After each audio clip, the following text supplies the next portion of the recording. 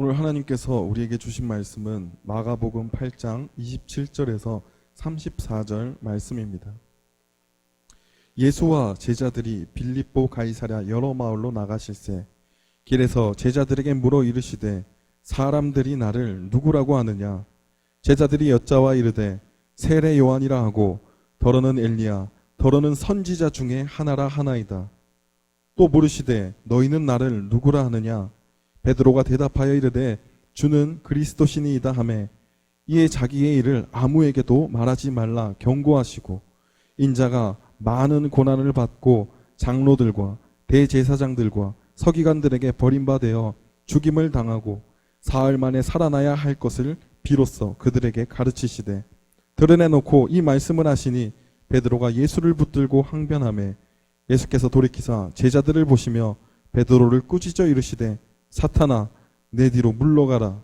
내가 하나님의 일을 생각하지 아니하고 도리어 사람의 일을 생각하는도다 하시고 무리와 제자들을 불러 이르시되 누구든지 나를 따라오려거든 자기를 부인하고 자기 십자가를 지고 나를 따를 것이니라. 아멘. 예수님의 질문이라는 제목으로 말씀을 선포하겠습니다. 얼마 전에 전도사님 여자친구가 이렇게 물었습니다. 나 사랑해? 그래서 저는 그렇다고 대답했습니다. 또 잠시 뒤에 나를 여자친구로 생각하긴 해? 라고 묻는 건 아니겠습니까? 그래서 전도사님은 당연하지 라고 대답했습니다. 잠시 있다가 여자친구가 이런 말을 했습니다. 얼마 전에 화이트데이였던 거 기억해?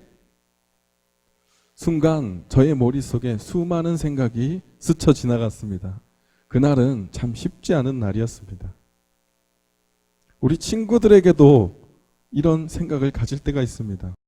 꽤 친하다고 생각했는데 지나고 보니 나를 필요할 때만 찾는 것 같다는 생각이 듭니다.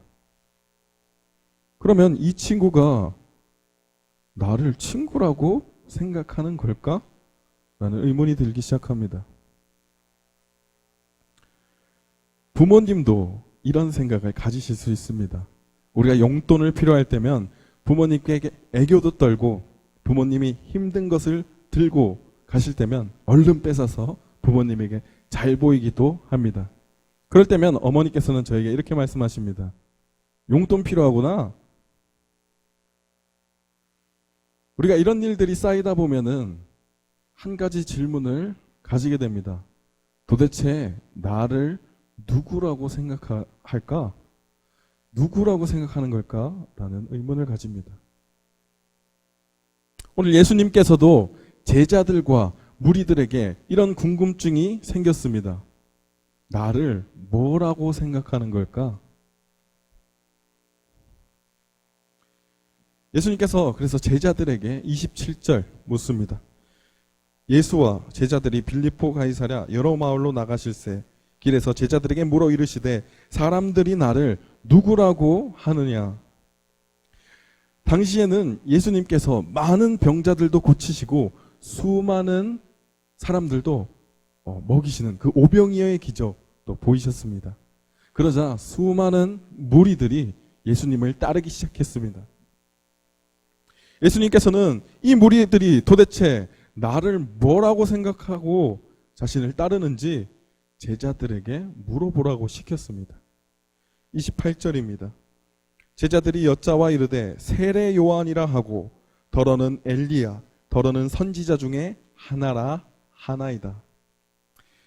제자들이 무리들에게 물어보고 와서 대답합니다.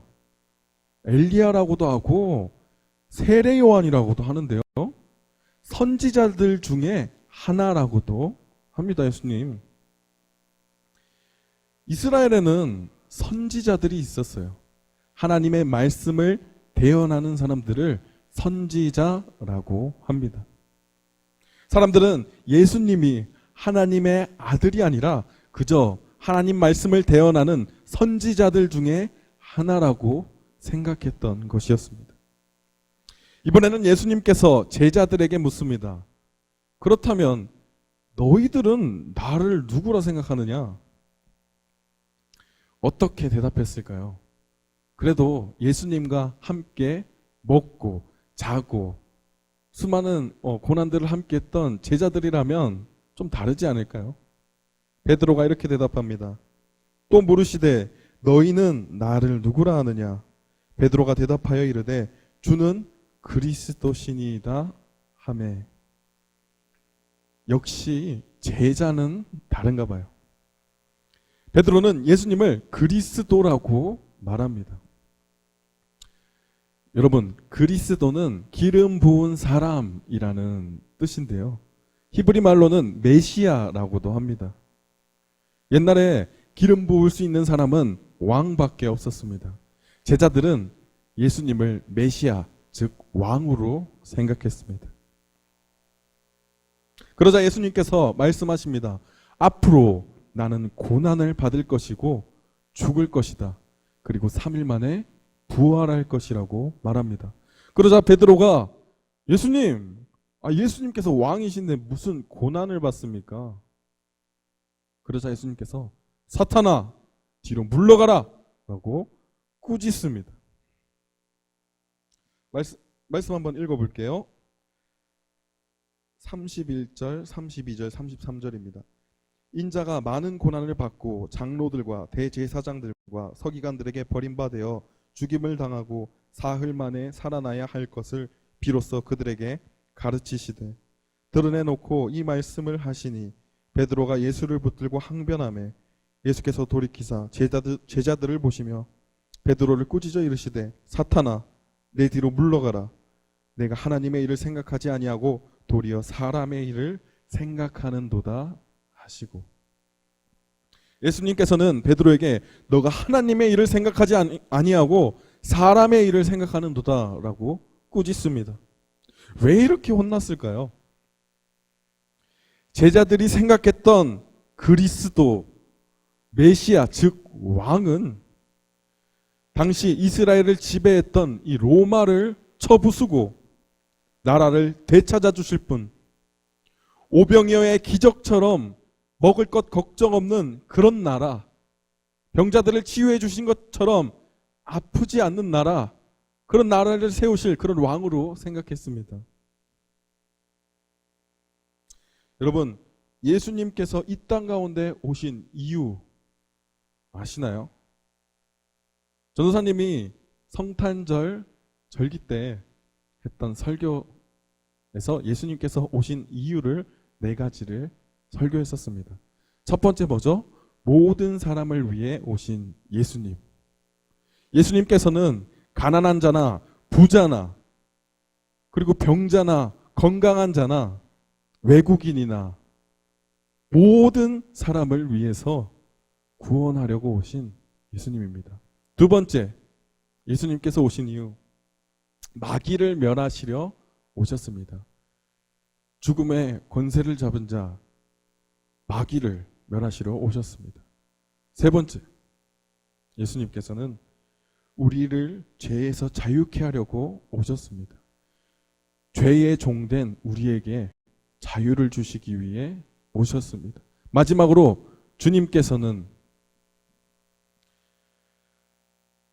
우리의 죄를 용서하시기 위해 오셨습니다. 예수님께서는 이스라엘 나라뿐만 아니라 온 세계를 위해 오셨고 로마가 아닌 마귀를 멸하러 오셨고 우리를 죄에서 자유케 하고 용서하시기 위해 오셨던 것입니다. 결국 예수님의 질문에 제대로 답한 사람은 아무도 없었습니다. 무리들은 예수님을 그저 훌륭한 선생님, 선지자 정도로 생각하고 제자들은 예수님을 그리스도라고 고백했지만 결국에는 예수님이 생각하신 것과는 다른 메시아로 생각했습니다. 그저 필요를 채워주는 사람, 배고프면 떡을 주는 사람으로 생각했던 것입니다. 예수님께서 말씀하십니다. 요한복음 6장 26절입니다. 예수님께서 대답하여 이르시되 내가 진실로 진실로 너희에게 이르노니 너희가 나를 찾는 것은 표적을 본 까닭이 아니요 떡을 먹고 배부른 까닭이로다.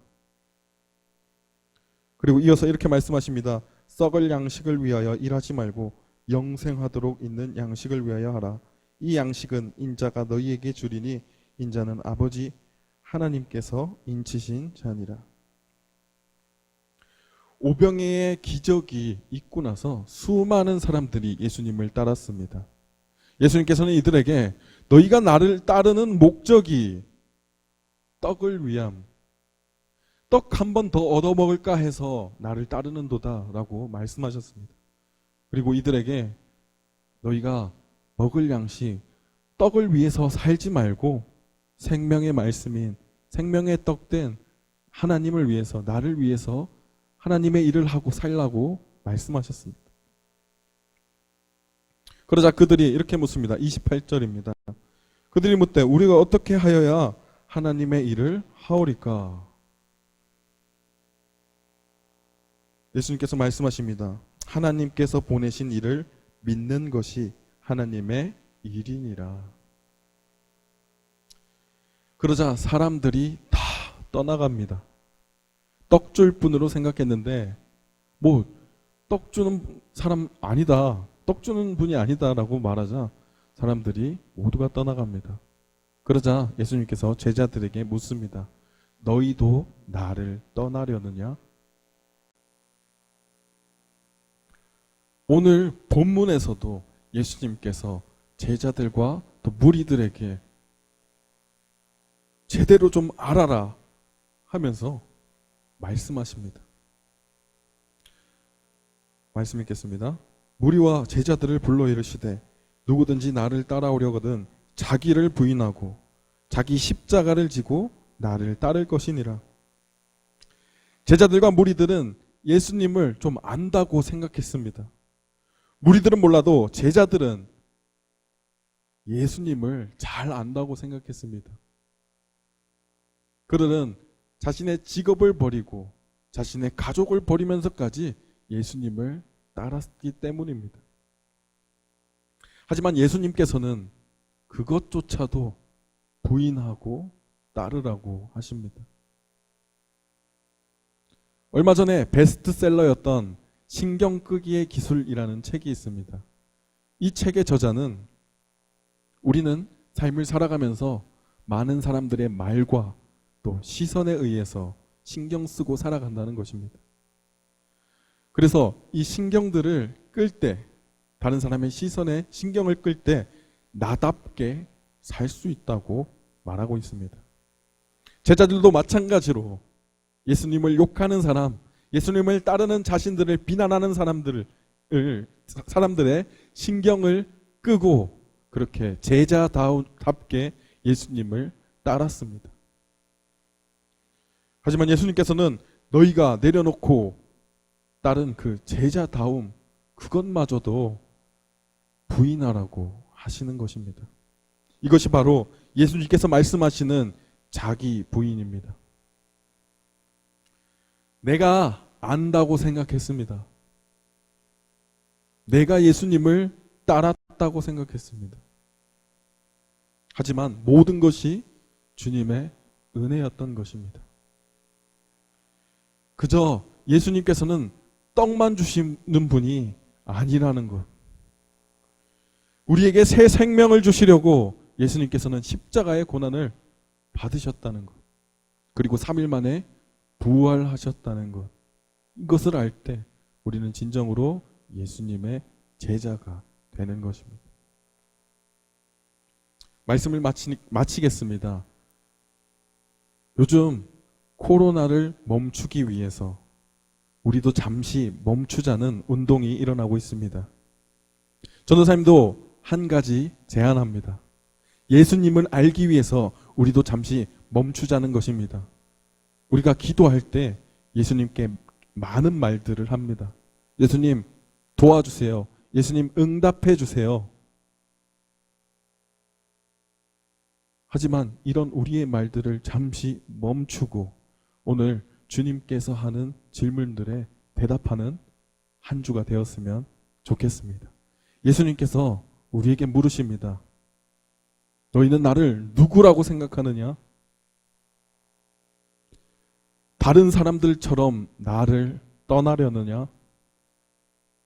네가 다른 사람들보다 나를 사랑하느냐? 기도하겠습니다.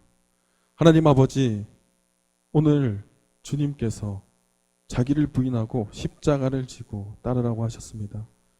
우리가 그저 주님을 우리의 필요를 채워주시는 분, 떡만 주는 분으로 생각하지는 않았는지요.